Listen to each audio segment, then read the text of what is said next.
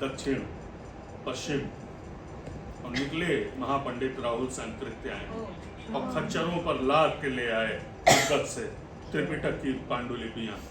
ऐसे ही दुनिया उन्हें त्रिपिटकाचार्य नहीं कहती, उसके मूल में नागरिक उच्चारण सभा है। और सारे ग्रंथ कहाँ से मिला? रामचरितमानस लिखा हुआ याद था लोगों को, ठीक है मान गए, लिखा हुआ कहाँ से मिला? कैसे गीता प्रेस ने छापा? गीता प्रेस 1913 में स्थापित हुआ है और हमने तुलसी की ग्रंथावली 1913 में ही प्रकाशित की है। उसका क्रिटिकल एडिशन आचार्य रामचंद्र शुक्ल के संपादन में लंबी भूमिका के साथ जो हमने छाप दिया वही गोस्वामी तुलसीदास हो गए। ये कहने के लिए माफ किया जाए मुझे, लेकिन ये सच है। जो हमने छाप दिया वही कबीर हो गए, जो हमने छाप दिया वही मलिक मोहम्मद जायसी। कोई जानता नहीं था मलिक मोहम्मद जायसी कौन है। रामचंद्र शुक्ल आ रहे थे एक यात्रा से, एक भिखारी जो है अवध के पास, अवध में उनको गाता हुआ मिला जायसी का पद। उन्होंने कहा कहाँ से पढ़ा है? कि हमारे यहाँ तो सब लोग गाते हैं।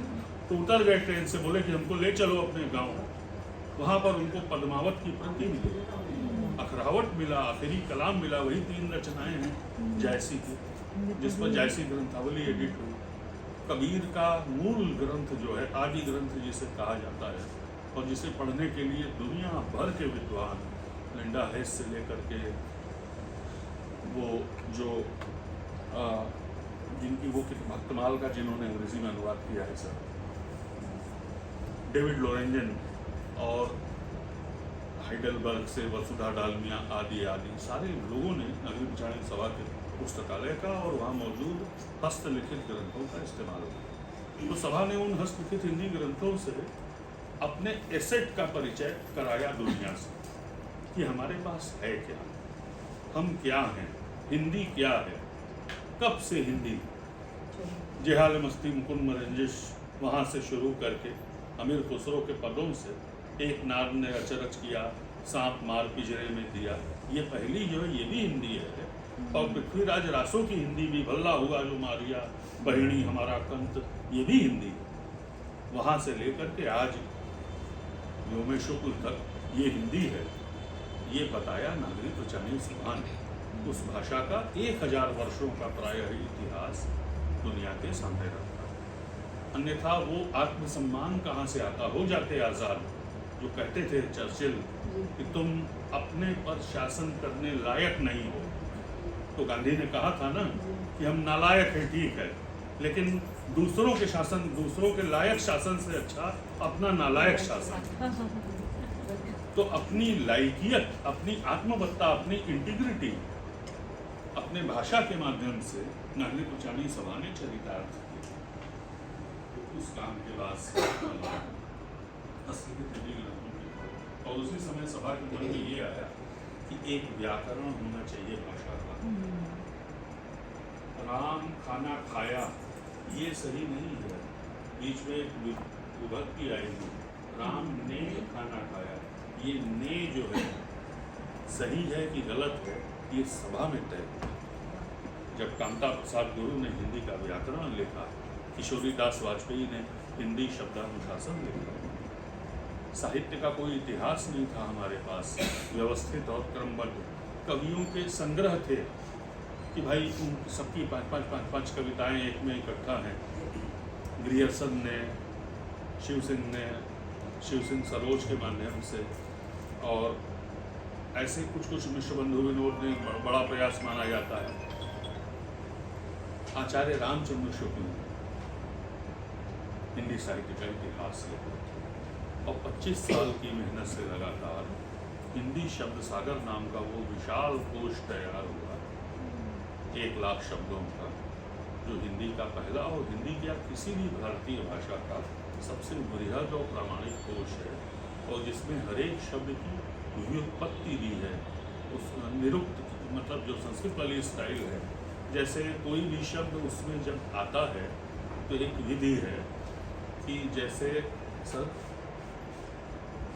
लटकना, तो लटकना की व्युत्पत्ति करते हुए लटकना शब्द का इस्तेमाल नहीं करना है।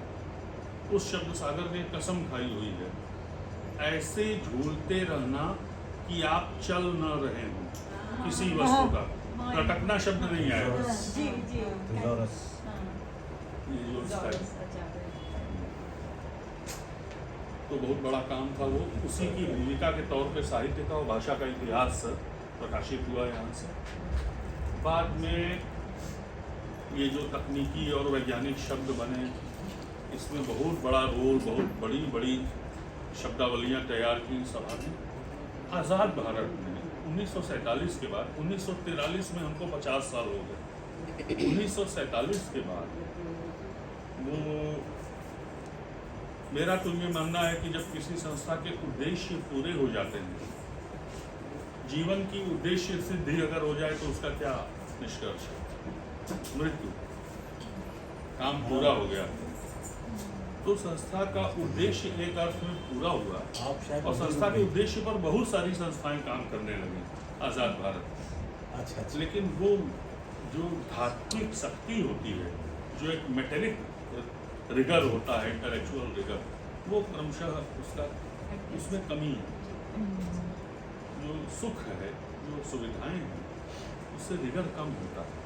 मैं तो कल्पना ही नहीं कर पाता। हम लोग अभी हिंदी साहित्य का इतिहास का क्रिटिकल एडिशन तैयार कर रहे थे, जो अभी प्रकाशित हुआ है 1929 में पहली बार, और उसको क्रिटिकली एग्जामिन करके सही किया है हमने। जैसे कोई रेफरेंस अगर गलत था तो उसको सुधारा है।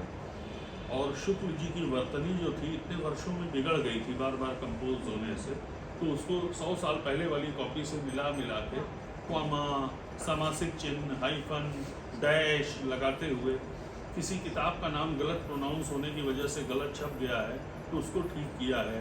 किसी कवि का जन्म मनोरवंश गलत छपा है तो उसको ठीक किया है। ऐसे करते करते तो हम यही कल्पना कर रहे थे कि हम इस कमरे में बैठ के जो मन आ रहा है खाते पीते, जब तक मन आ रहा है काम करते हुए, सुरक्षित माहौल में इसे बना रहे हैं, और हमें पता है कि ये अप्रिशिएट किया जाएगा। उनको क्या पता था? लालटेन जल रहा होगा, आंधी चल रही होगी,